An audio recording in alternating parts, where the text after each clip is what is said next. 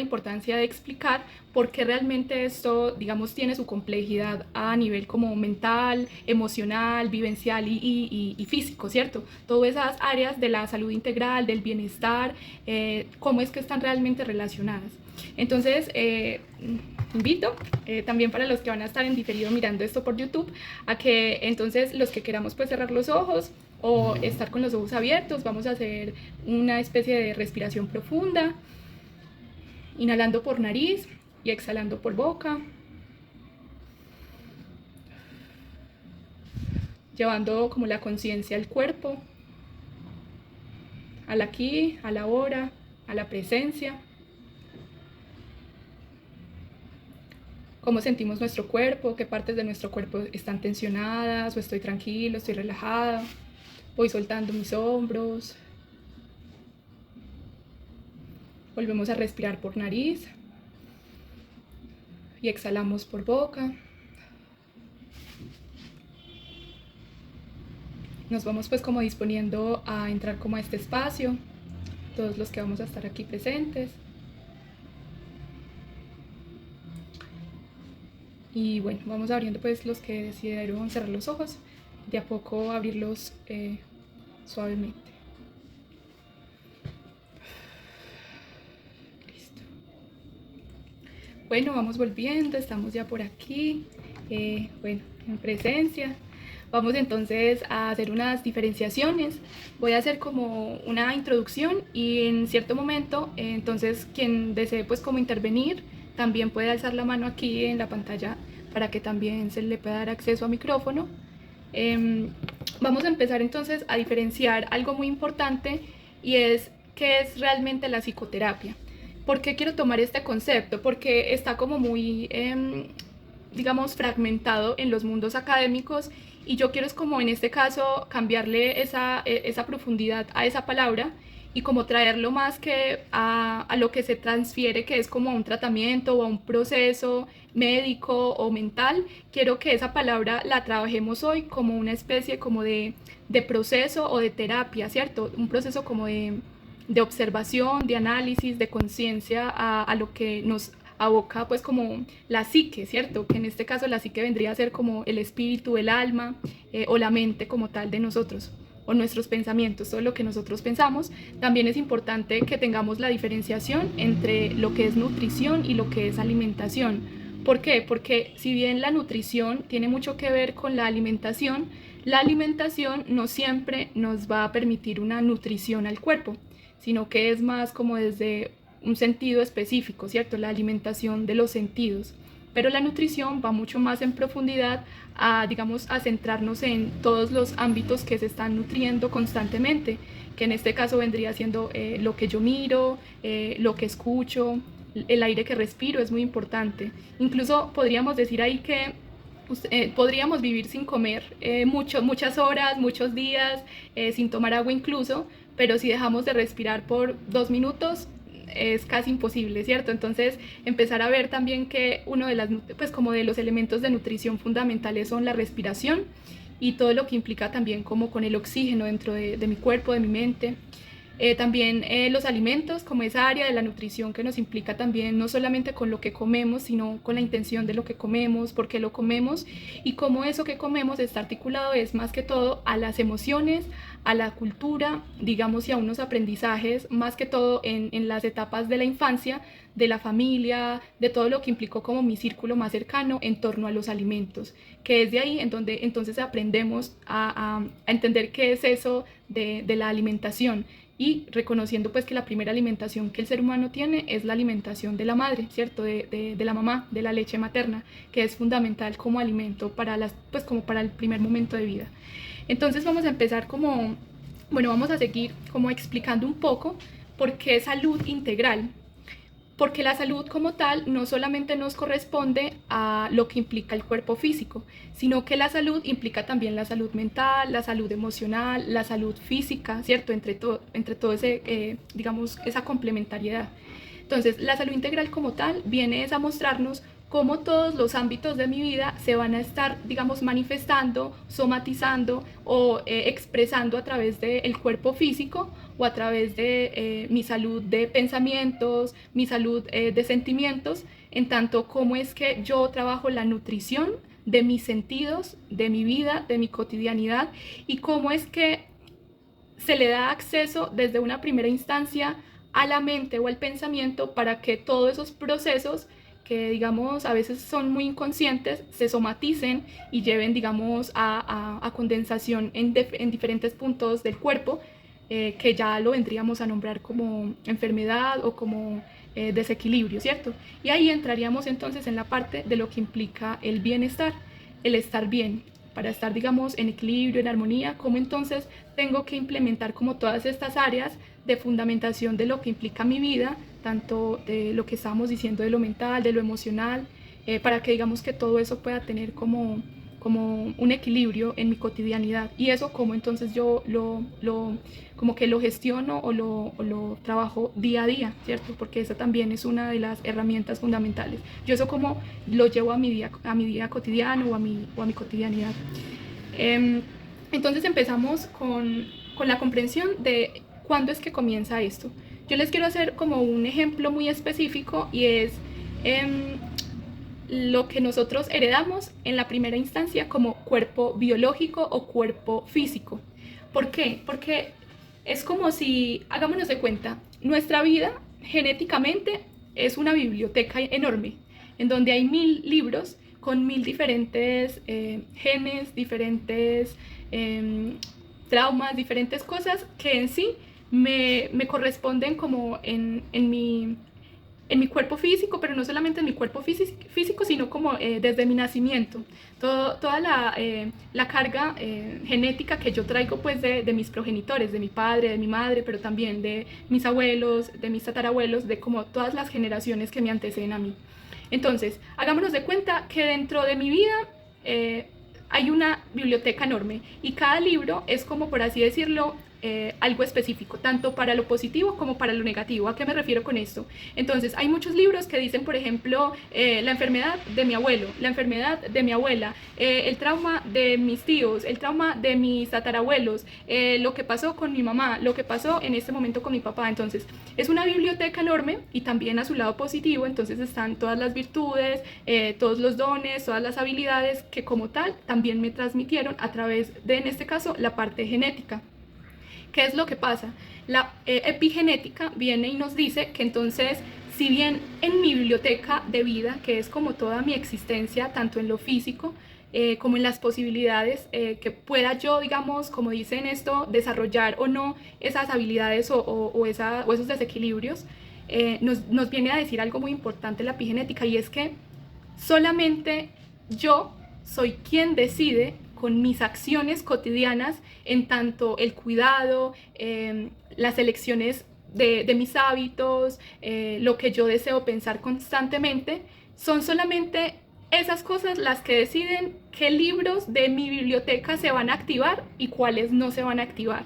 Entonces aquí nos están diciendo algo muy importante, y es que si bien puedo venir de una familia que tenga a lo mejor un desequilibrio de salud en un tema específico o un hábito específico, lo único que va a determinar si yo lo voy a reproducir o lo voy a heredar es, en cierta medida, muchas de mis decisiones en tanto lo cotidiano. ¿A qué me refiero con esto? Ahí entramos también mucho en la parte de lo mental, porque ahí está también mucho de que también se pueden heredar traumas que a veces ni siquiera sabemos de dónde corresponden, pero que están ahí súper presentes y súper latentes. Incluso hicieron un estudio en donde en ratones de laboratorio se le colocaba, por ejemplo, a un ratoncito como una especie como de carga eléctrica un poco activa solamente cuando se acercaba a cierta cantidad de flor. O sea, por así decirlo, solamente si ese ratoncito se acercaba a cierta flor, había una descarga eléctrica, ¿cierto? Entonces, eso lo hicieron constantemente. ¿Y qué fue lo que pasó? Con los años empezaron a ver pues como la descendencia de ese ratoncito, y mire que estamos hablando en ratones. Entendiendo pues como que lo hacen en animales, no estoy diciendo pues que sea bonito hacer esos experimentos en animales, sino que lo que corresponde es que en cierta medida ese animal no tiene tanta perturbación, digamos, de lo que implicaría en sí un humano, ¿sí? Pero entonces, el animalito como tal, siempre que se acercaba entonces a esa flor, tenía su descarga. ¿Qué es lo que pasa? La siguiente generación de ese animalito que recibió, como por así decirlo, ese trauma de descarga, sin que conociera en absoluto y sin que se le hiciera descarga eléctrica a esa descendencia siguiente de ese animalito, en un 65% prácticamente desarrolló la misma acción de miedo y temor a esa específica flor.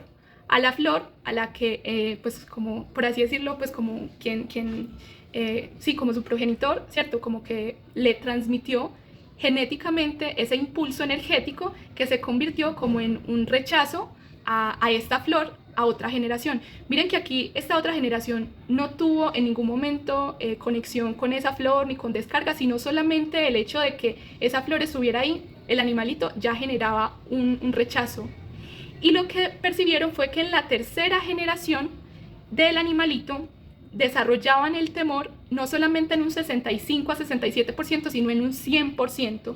¿Qué es lo que nos quiere decir esto? Que entonces en las generaciones de lo que implican los abuelos se traducen o se transmiten en su 100% más de estos temores, de todos estos traumas inconscientes que a lo mejor no se trabajaron o se experimentaron dentro de una cultura, dentro de una comunidad, porque ahí estamos hablando también de, digamos, de abuelos que tuvieron que vivir en la guerra o abuelos que tuvieron que vivir en el despojo de comunidades. Entonces, todas esas memorias en cierta manera están albergadas en ciertas áreas de mi información genética. ¿Qué es lo que pasa? Como les venía ya diciendo, esto solamente se activa a medida de las decisiones que vamos tomando en nuestra cotidianidad. Pero eso no es tan sencillo como yo decir, bueno, voy a tomar este libro de esta biblioteca enorme o voy a tomar este otro libro y simplemente mi vida va a ser lo que yo quiero que sea. Porque ahí entonces vamos a empezar a integrar algo muy importante y es lo que implica el sistema de creencias. El sistema de creencias es un montón de aspectos configurados simbólicamente dentro de mi percepción mental que fueron estructurados en los 7 primeros años de mi vida. ¿A qué me refiero con esto? Es en donde la plasticidad de mi cerebro, en donde, digamos, el hemisferio derecho, que es la parte más inconsciente de mi cerebro, es como más plástica, como más emocional incluso. Esa parte de mi hemisferio derecho, en este caso, hasta los 7 primeros años, es en donde recoge como una esponjita todo lo que yo estoy comprendiendo de lo que es el mundo.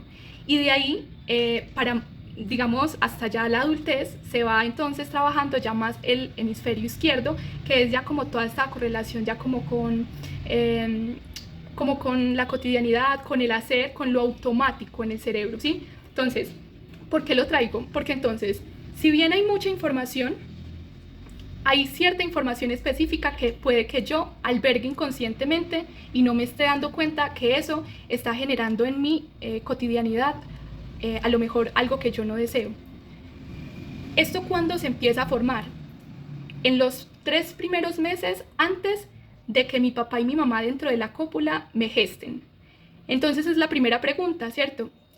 ¿En qué estaba, o mi papá y mi mamá, en qué momento se encontraban antes de que, digamos, yo llegara al mundo, por así decirlo, o que me engendraran, ¿sí? Como ese acto, pues, como de cópula. Mi mamá trabajaba, hacía otras cosas, mi papá en qué estaba. Entonces, cuando se genera ese acto de cópula, es donde empieza digamos, a vincularse toda esta carga genética, y no solamente genética, sino también de la experimentación de lo que yo voy a comprender como el mundo. Porque recordemos que dentro de los 9 meses de gestación en los que yo, por así decirlo, estuve en el vientre de mi madre, quien me alimentó o me nutrió fueron las aguas de mamá, o sea, fueron las emociones de todo lo que implicó la experiencia de mamá. En esos primeros 9 meses, entonces, ¿mamá en qué estaba? Es otra pregunta. Se sentía temerosa, feliz, ansiosa, triste. Yo fui una sorpresa o fui planeada, ¿cierto? Porque eso también nos habla mucho de la experimentación de cuáles son esos primeros momentos de conexión con mi realidad. Entonces, ¿qué es lo que pasa? En esos primeros 9 meses yo voy entonces a configurar una idea de a qué mundo es al que voy a llegar. Entonces, si mamá tenía miedo, toda esa información está en mi inconsciente. Si mamá tenía angustia, si mamá se sentía desprotegida, o sea, toda esa información inconsciente está albergada en cierta parte de mí. Entonces, cuando ya entra el proceso pues de parto, ¿cierto? Que ya entonces nos hacemos como esa separación de vivir en el agua o nutrirnos solamente de mamá a nutrirnos ya también del aire, como de la vida, de esa separación también de mi individualidad primera, que es como esa creación de mi mente, ¿sí? En su primera pues como instancia. Pero entonces, listo, ya nacimos. ¿Y qué es lo que ya nos va a empezar a nutrir? ¿Por qué utilizo esta palabra de nutrición y no de alimentación? Porque la nutrición, como les venía diciendo, no tiene que ver solamente con el campo de lo que como por medio de los sentidos, sino que nutrición es todo lo que nos está, por así decirlo, nos está como formando, integrando, estructurando, tanto desde lo psíquico, desde lo físico, desde lo emocional. Entonces, cuando ya nacemos, ¿cuál va a ser el mundo que nos va a empezar a nutrir? Y el mundo que nos va a empezar a nutrir de ahí en adelante va a ser el mundo de las relaciones, del entorno, en la familia en la que yo me crié. ¿Por qué es tan importante hacer este énfasis? Porque es ahí en donde yo voy a empezarme a nutrir de las prácticas, de las formas de acción, de actuar, de cómo respondo ante el mundo, de qué es lo que yo observo de los demás, qué es lo que yo de adulta voy a normalizar desde mi parte más inconsciente en esos primeros años de vida. Entonces, si fue una familia caótica, si fue una familia agresiva, si hubieron malos tratos, si hubo escasez, si hubo miedos, cómo todas esas cosas se van a ir normalizando inconscientemente dentro de mi estructura psíquica. ¿Y por qué es tan importante entonces reconocer esto? Porque es allí en donde se halla la gran mayoría del sistema de creencias inconscientes en cómo yo opero mi cotidianidad. Entonces, un ejemplo, yo quiero dejar un hábito, digamos yo tengo un hábito no sé, de fumar alguna cosa o cigarrillo o alguna cosa pues como referente a eso. Entonces, muchas personas dirían, no, pues es que eso es pura voluntad. Si tú quieres hacer eso, pues lo puedes hacer porque es tu decisión la que está ahí. Pero ¿qué es lo que pasa más allá en profundidad de cuando la persona desea, pero por así decirlo, no le alcanza, no le es suficiente su voluntad para poder dejar de hacer algo? Y es ahí donde vienen entonces todas estas adicciones, ¿verdad?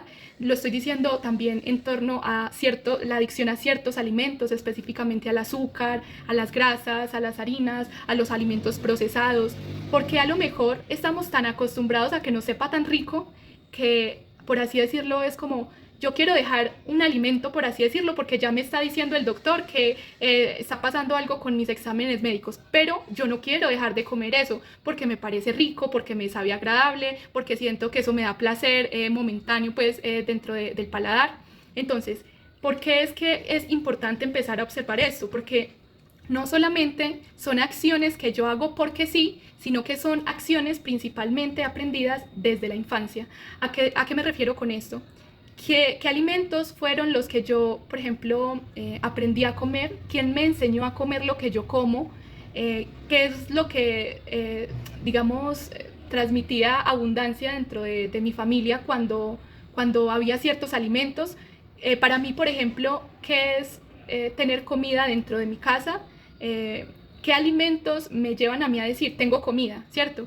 Unos dirán, no, si hay carne hay comida, eso es muy de aquí de los latinos que dicen como, ¿cómo vas a comer sin carne, no? Entonces, ciertos alimentos son muy fundamentales dentro de una dieta, de cómo fue que yo aprendí a entender la forma de mi nutrición, de mi alimentación específicamente. Entonces, todo eso va albergando, por así decirlo, de a poquito un montón de información que es lo que nos va entonces a estar diciendo más adelante en la vida adulta cómo es mi relación entonces no solamente con los alimentos, sino con el otro, con mis hijos, si se tiene hijos, con el esposo, si es que se tiene compañero, cómo va a ser mi relación con el otro, desde qué punto yo me voy a relacionar con el otro, si yo no he observado todas esas cosas o esos puntos, o en este caso todo ese sistema de creencias que está albergado en un mundo que yo prácticamente no me acuerdo que existe, porque precisamente se halla es en los primeros 7 años de vida, que es en cómo el cerebro ha, digamos, biológicamente desarrollado como la posibilidad de supervivencia, ¿sí? Es como una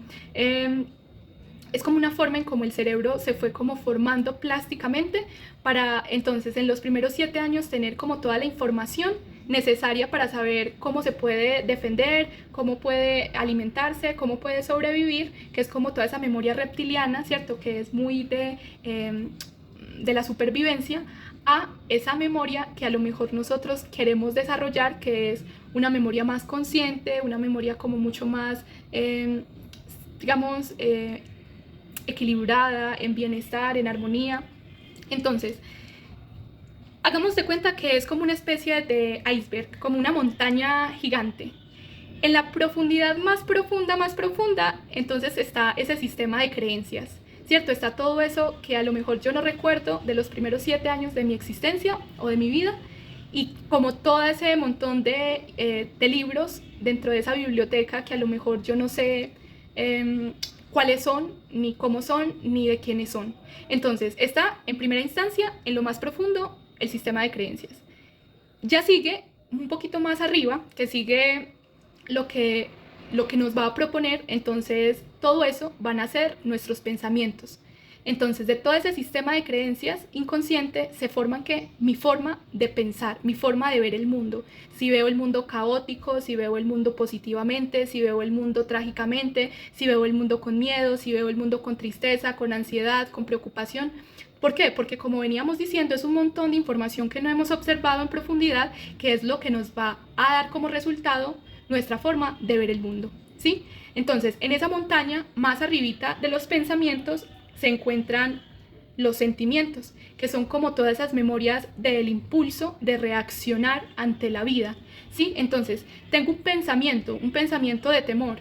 Entonces, ¿cómo actúo? ¿Cierto? Esos sentimientos se genera como una forma de emoción, de sentimiento, de realidad, por así decirlo. Pero no es la realidad que está afuera. A veces decimos que es mucho como que la realidad de nosotros, lo que el otro nos hace, ¿no? Lo que el otro viene y nos hace, entonces el culpable es el otro de nuestra realidad, porque es que el otro es el que nos está haciendo. Y les quiero aquí traer un ejemplo fundamental, y es, hagámonos de cuenta que tú tienes una herida abierta en un brazo o en alguna parte, y yo te hago así, o sea, te toco en ese lugar donde tú tienes esa herida. Pues como la reacción que vas a tener ante esa acción mía va a ser, hey, pero ¿por qué me estás haciendo daño? O sea, ¿por qué me estás tocando donde me duele? ¿Sí? Pero ¿qué es lo que pasa? Si digamos, ahí tú no tuvieras nada, o sea, ahí tú no tuvieras ninguna herida, nada, en ese mismo brazo, en ese mismo lugar, tú no tuvieras nada, y yo llego y te hago así, tú me vas a decir a mí, hey, pero ¿por qué me estás haciendo daño? O sea, ¿tú vas a reaccionar realmente? No, ¿verdad? ¿Por qué? Porque no me está doliendo, no hay ahí una herida. Entonces, el otro muchas veces viene a mostrarnos los lugares en donde tenemos heridas que no sabíamos que teníamos. Y por eso, cuando el otro me toca mis heridas, normalmente tendemos a meterle la culpa al otro cuando la herida como tal precede a quien nos hizo ver la herida.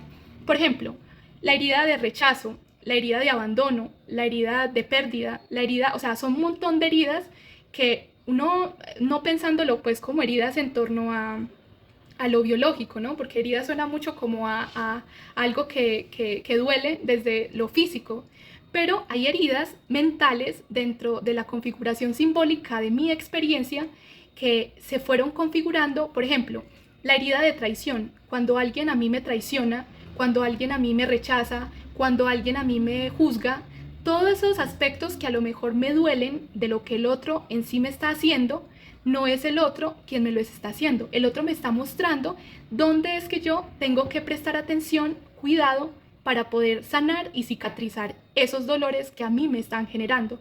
Pero claro, hay que hacer una diferenciación. Si el otro en cierta medida ya sí te agrede y sí te genera pues como un montón de procesos ya que no están sanos, que no nos ayudan tampoco al bienestar psíquico, mental y emocional de cada persona o de cada ser humano, ahí es fundamental tomar una distancia.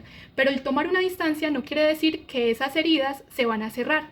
¿Por qué? Porque entonces, si esa persona yo la separo de mí, puede llegar otra persona que me toque los mismos puntos de herida y me vuelva a hacer sentir dolor. ¿Por qué? Porque yo ahí no estoy yendo a la raíz, que es precisamente todo eso que necesito hacer consciente de mi historia para entonces reconocerlo, que es el primer paso para entonces sanar o para cicatrizar, sino que se va a seguir reproduciendo. Entonces vamos a empezar a ver un montón de personas en nuestra vida que hacen lo mismo, ¿cierto? Y que decimos, pero ¿por qué me pasa tanto esto? Si yo no sé qué es lo que me está pasando, si yo no soy el culpable de lo que me están haciendo, ¿cierto? Entonces ahí es fundamental empezar a observar por qué ciertos patrones dentro de mi experiencia física cotidiana se repiten con facilidad. Y eso lo que nos va a permitir ver es qué es lo que yo tengo que observar, a qué le tengo que prestar atención. A lo mejor es a mi amor propio, al cuidado de mi cotidianidad, a la salud de mi mente, a mi cuerpo físico, a mi alimentación, a mis hábitos, ¿cierto? Entonces, ¿cómo empezar entonces a ver que no es culpa del otro, ¿cierto? No es responsabilizar al otro, sino que es observar yo cómo es que puedo hacer para entonces no vincularme con esas personas que me generan ese sufrimiento. Porque a fin de cuentas, eso es como una especie como de frecuencia. Para generar una especie de equilibrio, nos encontramos prácticamente con nuestro opuesto complementario. Y el opuesto complementario no siempre va a ser lo que nos gusta más, lo que nos agrada más, quien nos trata de la mejor manera, sino que todos, por así decirlo, somos una especie de maestros que venimos como a permitir generar esa conciencia de la cotidianidad. Bueno, entonces voy como colocando otra parte mucho más arribita dentro de esta gran montaña, que entonces lo más profundo, como veníamos diciendo, es el sistema de creencias que se forma en mi infancia principalmente. Luego mis pensamientos, ¿cierto? Que se van generando de esa reacción. Luego mis sentimientos, yo cómo actúo, yo cómo siento el mundo, yo cómo me relaciono con los demás. Y luego mi conducta, yo cómo es que hago las cosas, que ahí vendría a ser como una especie de personalidad que yo construyo a medida de todo lo que ya me antecedió. Y esa conducta entonces, que es como la forma o el personaje que yo construí de todo lo que me habita dentro de esa biblioteca, como decíamos al principio, nos va a formar una realidad observable o una forma de yo ver el mundo. ¿Qué quiere decir esto? Que yo voy a ver el mundo solamente con las herramientas y con el mundo que yo he podido experimentar y vivenciar. Porque entonces es tan difícil decir a veces, no, es que esa persona es muy negativa. Pero entonces si nos vamos a ver su cotidianidad, es una persona que constantemente está segregando cortisol y adrenalina, que son de las hormonas de estrés más grandes que tiene el cuerpo, y entonces todo el tiempo se queja, grita, está triste, o sea, todas esas sustancias mentales dentro del cerebro se están segregando. Y entonces le decimos, pero volvete positivo de un día para otro. Pero es que, como venimos diciendo, incluso les doy un dato súper importante, y es que las células se van volviendo adictas a las sustancias cerebrales que con más periodicidad se segrega. Porque el cerebro cree que si tú estás segregando constantemente ciertas hormonas o neurotransmisores es porque es algo importante. Pero es que el cerebro no sabe que es mentira o que no es mentira. Por así decirlo, si yo estoy estresado constantemente, el cerebro va a creer que es importante constantemente estar estresado. ¿Por qué? Porque el cerebro no está haciendo como... O sea, el cerebro, tú eres quien le da las órdenes al cerebro para que el cerebro, por así decirlo, responda a ciertos estímulos. Si constantemente tú entonces le estás diciendo a tu cerebro, qué pereza, me quejo del mundo, estoy triste, el cerebro cree que eso es lo fundamental, y el cerebro, ¿qué te va a dar? Más de lo mismo.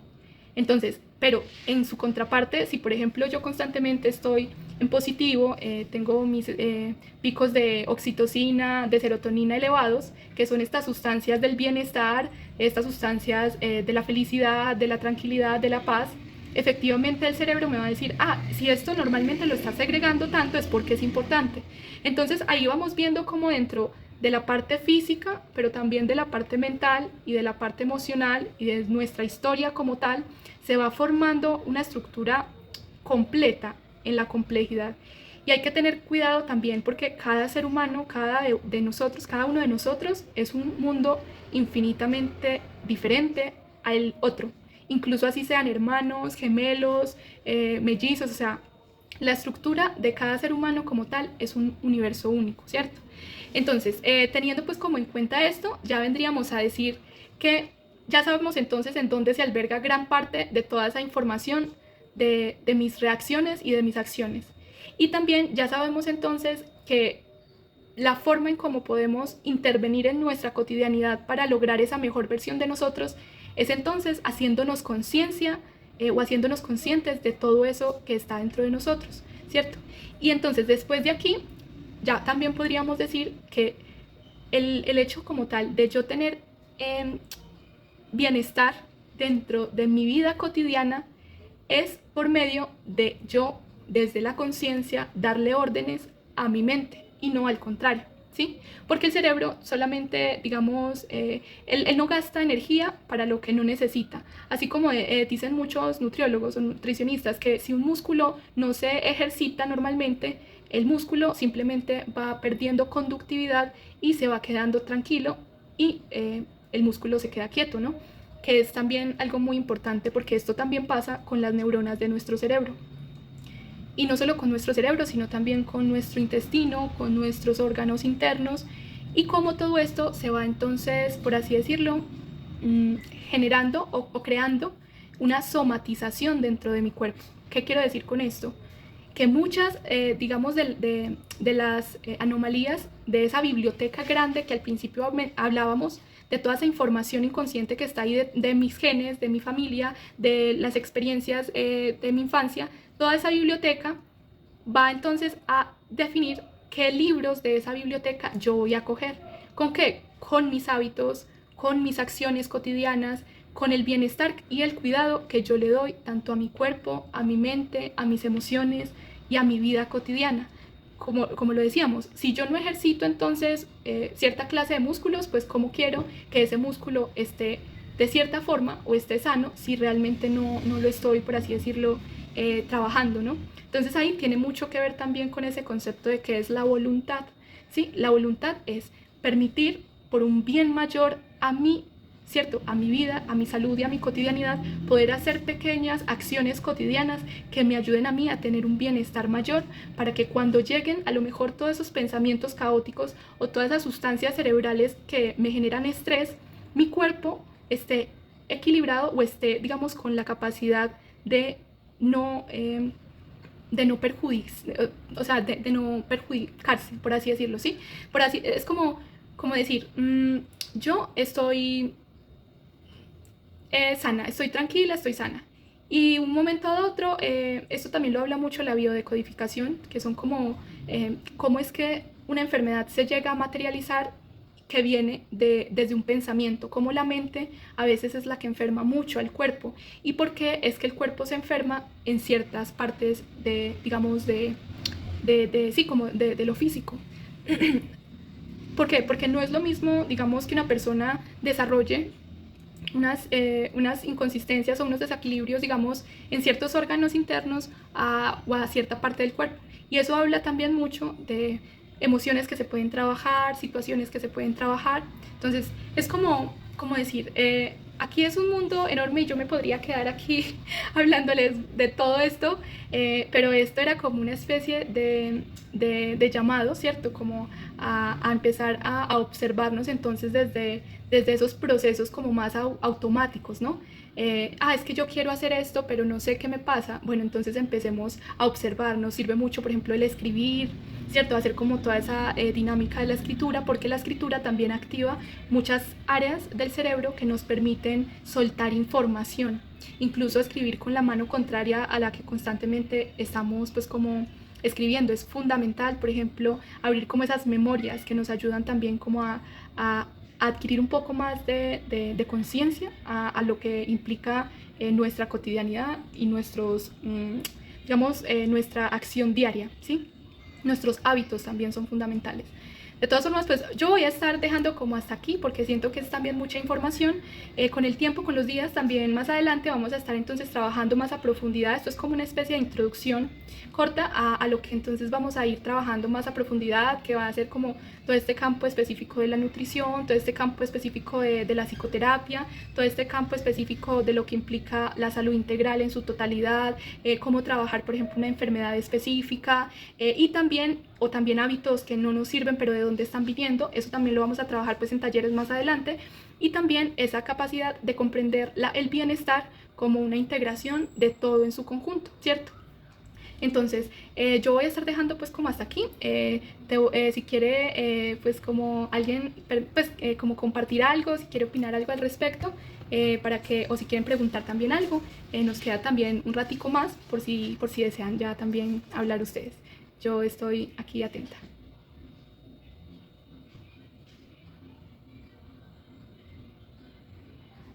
Hola, no se te escucha. ¿Puedes prender el micrófono, por favor? Listo, ahí.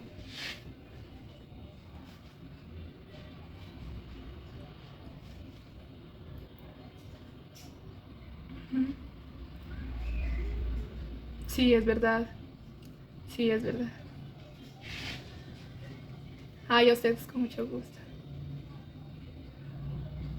Ay, a ustedes. Claro que sí, antes con mucho gusto. Antes muchas gracias también por estar por aquí y vamos a estar pues siguiendo como en todos estos procesos. También infinitas gracias a todos por estar, por permitirse en estos espacios. Listo, entonces me voy despidiendo y les voy agradeciendo. Va a quedar grabado en YouTube por si lo ven en diferido. Y listo, ya estaríamos hasta una próxima sesión. Listo. Listo. A ustedes y con mucho gusto. Feliz tarde, hasta luego. Gracias. Chao, gracias. Chao.